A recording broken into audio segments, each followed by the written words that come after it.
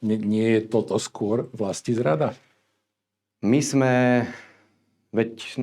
nakoniec verejnosť to určite vie a bol to súčasťou aj našej takej politického programu, že sa musíme vysporiadať s krivdami, ktoré sa udiali na Slovensku v rokoch 20 a 23. A toto je jedna z veľkých krivd voči občanom Slovenskej republiky a voči republiky ako takej, že ostala po rozhodnutiach bývalej vlády a teda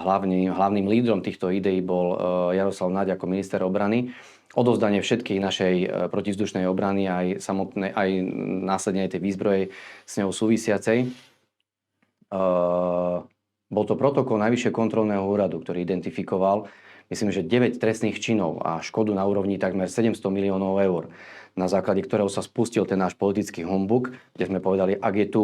tak vážne konštatovanie z Najvyššieho kontrolného úradu, v princípe najvyššia inštancia, ktorá môže niečo osvedčiť alebo niečo tvrdiť, nezávislá inštitúcia, ktorá bola v tom čase politicky v ich rukách, prišla s tak závažnými tvrdeniami, nám ako politickej reprezentácii nezostávalo nič iné, len ísť do tvrdého politického útoku a očakávať nejaké vyvodenie zodpovednosti.